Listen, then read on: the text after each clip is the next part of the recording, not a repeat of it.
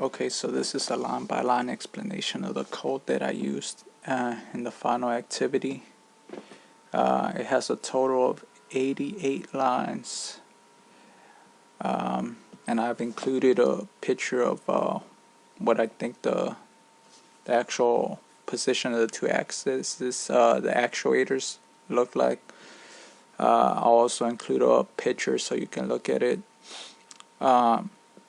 One thing to keep in mind is that I was using, well, basically the same two commands to do a couple of lines.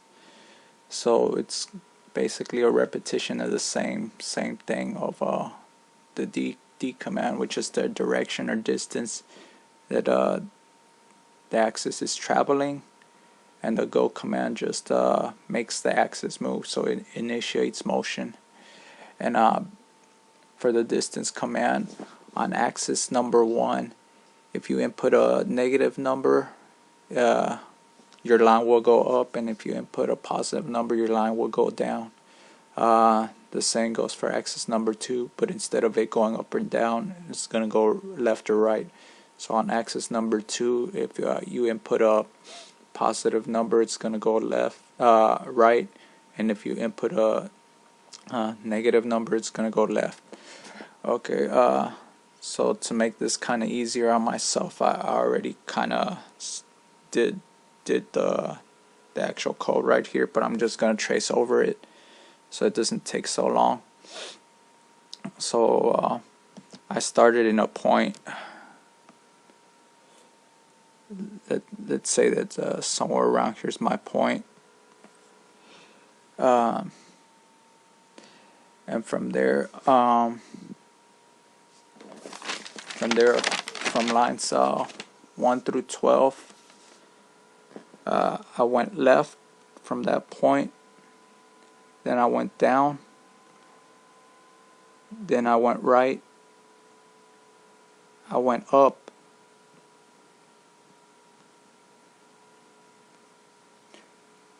then I went left, and then I went right. So from lines 1, 3, 5, 7, 9, and 11, I made the letter G, and then from there I did about the same thing from lines number 13 through 32 to create the letter E. So from line number 13, I went down, then I went right, then from there I went back left from where I started, then I went up, then I went right, I went down again, I went left, then I went right, and then I went up to make the letter E, and that's on line number 29. Okay, so from line 31, I went right to this point right here, this one, and from lines number 33 to 46, that's I used a couple of commands, some path commands to create a circle. So in order for it to know to create a circle, I inputted on line number 33 the path velocity, which is let me see, it's 5 units per second. Then I inputted the path acceleration, which is 50 units per second, and the path deceleration, which is the same, 100 units per second. In order to create a circle, you got to use some commands.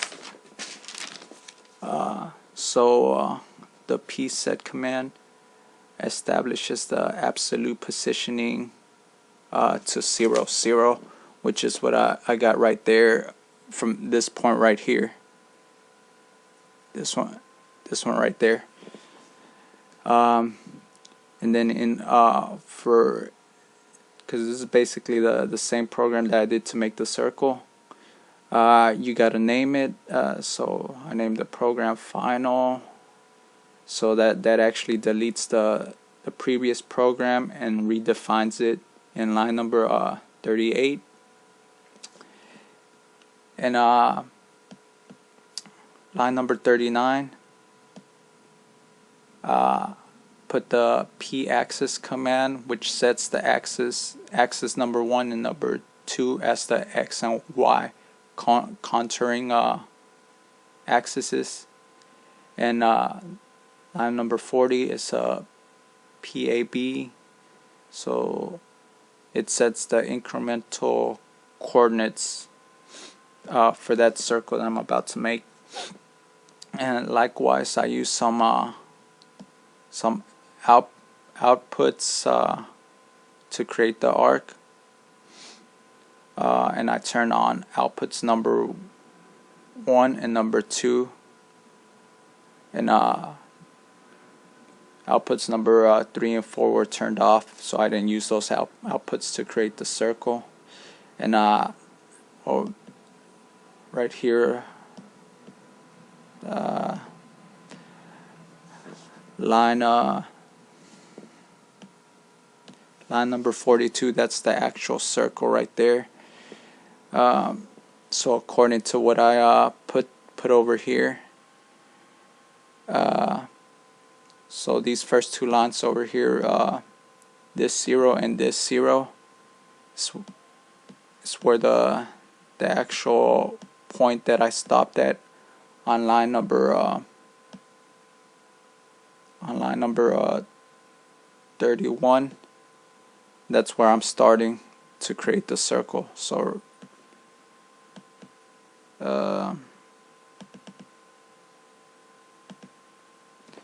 right there, somewhere around there. And then the 1.2 and the 0, that's the actual center of the circle. So it will be some point right here. So what it does, from what that does, it automatically calculates the length, the radius, the curvature, and the orientation of the circle. And the PARCOP command is origin specified clockwise arc segment. So since I started right here and it's going clockwise, it means it's gonna go right here till it goes back to the point, its end point, and its end point, it's from where I started.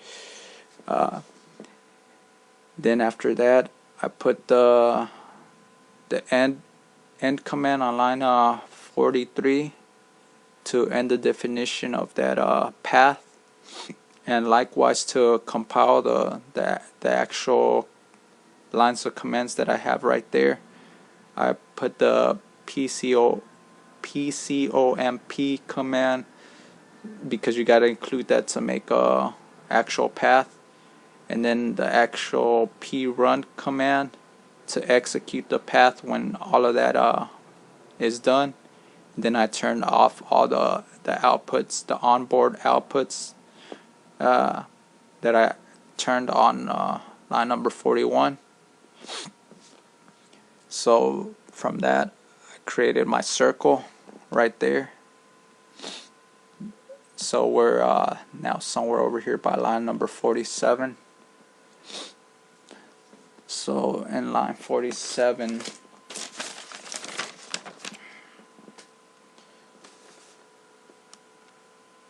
so in line 47, I'm gonna go right according to what I got right there on the actual motion planner software. Then I'm gonna go down.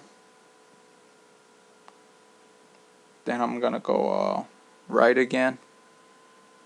Then I'm gonna go up. and then I'm gonna go right again. So from lines 47, from lines 47 to around 50, 56, that's how I try to make the letter V, just using straight lines, traveling in the directions that I just mentioned. So from line number 57 all the way to line 70, I did the same thing that I did to create the circle. So I created another circle and stopped at the same point that I started right there. And then we're over here at line 71.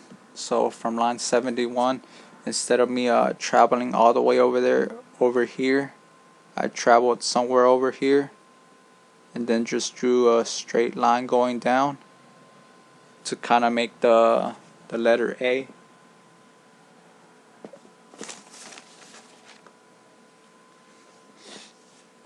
And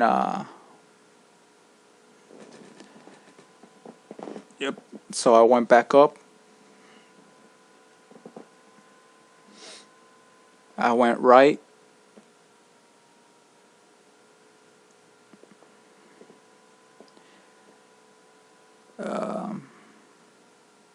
my bad, no, I stopped right here, I got a little confused.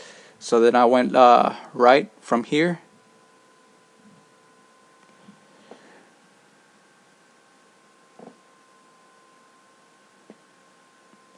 then I went up,